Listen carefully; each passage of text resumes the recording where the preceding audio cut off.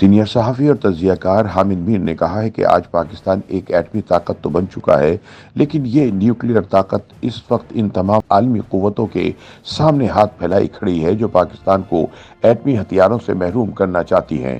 ان کے بقول ذوالفقار علی بھٹو نے 1974 میں گورنر ہاؤس لاہور میں خطاب کرتے ہوئے یہ تاریخی جملہ کہا تھا کہ ہم گھاس کھائیں گے، ایٹم بم بنائیں گے۔ بھٹو صاحب ایٹم بم بنانے کے لیے ڈاکٹر عبدالقدیر خان کو ہالینڈ سے پاکستان لائے۔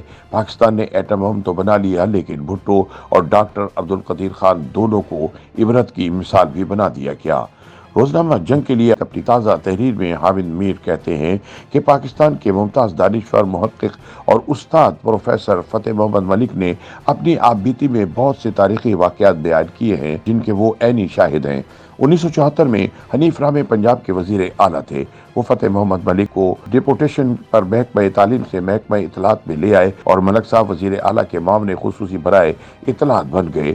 جس روز بھارت نے راجستھان کے علاقے پوکھران میں ایٹمی دھماکہ کیا تو اگلے روز وزیر اعظم ذوالفقار علی بھٹو رد عمل دینے کے لیے لاہور آئے۔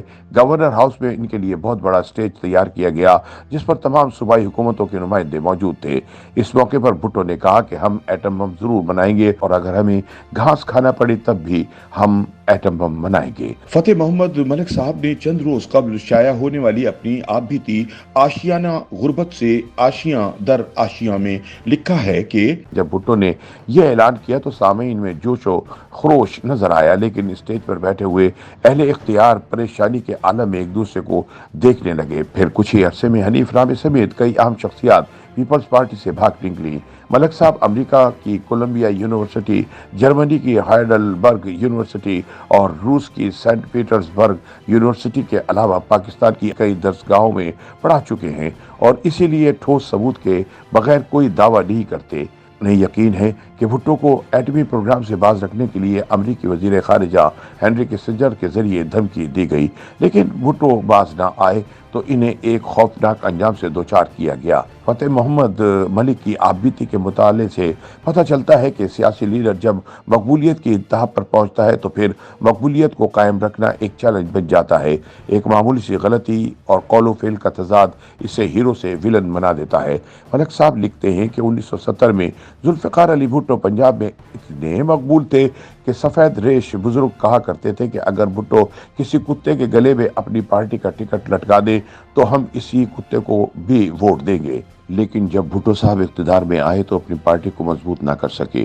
پیپلز پارٹی نظریاتی کارکنوں اور ابن الوقت جاگیرداروں کی لڑائی کے باعث کمزور ہو گئی۔ ملک صاحب لکھتے ہیں کہ افسوس صد افسوس پیپلز پارٹی کے جیالوں کو یہ احساس ہی نہ تھا کہ جنرل یحییٰ خان اور اس کے سرپرست امریکی سامراج نے اپنی پہ در پہ ناکامیوں کے بعد مجبوری میں بھٹو کو اقتدار دیا تھا، اور جب بھٹو نے سامراج کو ناراض کر دیا تو انہیں گرانے کے لیے جنرل ضیاء الحق کو استعمال کیا گیا۔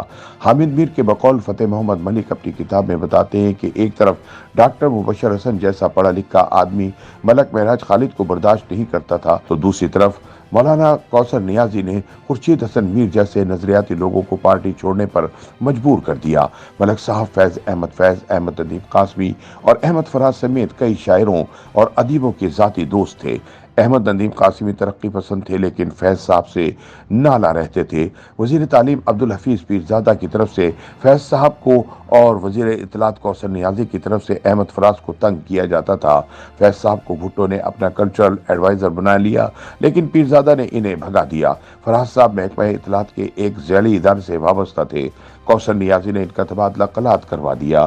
یہ سازش کامیاب نہ ہوئی تو کوثر نیازی نے فراز کو توہین رسالت کے الزام میں پھنسانے کی کوشش کی، لیکن فتح محمد ملک نے احمد فراز کو اس سازش سے بچا لیا۔ جب بھٹو حکومت کو ختم کر دیا گیا تو پیرزادہ اور کوثر نیازی نے پارٹی چھوڑ دی، لیکن فیض اور فراز جیسے لوگ آمریت کے خلاف مزاحمت کرتے رہے۔ فتح محمد ملک مزید بتاتے ہیں کہ جنرل ضیاء کے دور میں فیض احمد فیض ضلع وطنی کے عذاب میں مبتلا رہے۔ فیض صاحب کو بار بار بھارتی حکومت نے مختلف یونیورسٹیوں میں بڑے بڑے عہدے پیش کیے لیکن انہوں نے قبول کرنے سے انکار کر دیا۔ ایک مرتبہ بھارتی وزیر اعظم اندرا گاندھی نے دہلی میں فیض صاحب کی سالگرہ منائی۔ اس موقع پر فیض صاحب نے کہا کہ میری پذیرائی دراصل میرے پیارے وطن کی پذیرائی ہے۔ یہ خبر پاکستان پہنچی تو جنرل ضیاء نے فیض صاحب کو پاکستان واپسی کی دعوت دی۔ فیض صاحب واپس آئے اور ان کی جنرل ضیاء سے خاموش ملاقات ہوئی جس کی روحات फैज साहब ने सिर्फ फतेह मोहम्मद मलिक और बेगम सरफराज इकबाल को सुनाई। मलिक साहब की आपबीती में कुछ और बुजुर्गों की अजमत के वाकयात भी मौजूद हैं। भुट्टो साहब के दौर में नई गाड़ी खरीदने के लिए परमिट जारी होते थे, जिसकी फीस 10,000 रुपए थी। एक मरतबा फतेह मोहम्मद मलिक को पता चला कि मारूफ सहाफ़ी शोरश काश्मीरी गाड़ी खरीदना चाहते हैं। मलिक साहब ने इनके लिए एक परमिट का बंदोबस्त किया और इनकी खिदमत में पेश कर दिया। शोरश काश्मीरी ने बड़े एहतराम से ये परमिट वापस कर दिया। तहरीक खत्म नबूवत में पंजाब पुलिस जावेद हाशमी को ढूंढ रही थी। मुजीबुर रहमान शामी साहब ने जावेद हाशमी को अपने घर छुपा लिया। मलिक साहब ने पुलिस को हाशमी साहब की गिरफ्तारी से मना कर दिया। जब वफाकी हुकूमत ने मलिक साहब से वजह पूछी तो उन्होंने दलील दी कि हाशमी तो एक घर में छुपा बैठा है, कोई तकरीर नहीं कर रहा, तो इसे गिरफ्तार करने की क्या जरूरत है। फतेह मोहम्मद की आपबीती में भुट्टो की किताब आज़ादी मुहिम पर पूरा बाब शामिल है। ये किताब 1969 में लिखी गई, जिसमें भुट्टो ने कहा कि अमेरिका हमारा दोस्त नहीं, हमारे दुश्मन का दोस्त है और दुश्मन के दोस्त की गुलामी पाकिस्तान के लिए इंतहाई खतरनाक है। अमेरिका चाहता है कि पाकिस्तान को भारत का गुलाम बना कर रखे। शायद मलिक साहब ने ये बातें आज की पीपल्स पार्टी के लिए लिखी थी। 2012 में वो इंटरनेशनल इस्लामिक यूनिवर्सिटी इस्लामाबाद के रेक्टर थे। एक अरब मुल्क के दबाव पर पीपल्स पार्टी की हुकूमत ने इन्हें इनके ओहदे से फारिग कर दिया, जिसका जिक्र विकीलीक्स में भी आया। हामिद मीर बताते हैं कि मलिक साहब ने अपनी आपबीती के इख्तिताम में लिखा कि हमें मगरबी साम्राज्य और अरब मलूकियत के सामने हाथ फैलाने के बजाय अपनी गुलामाना तर्ज फिक्र को जुर्रत इजहार और खुद मुख्तारी में तब्दील करना है।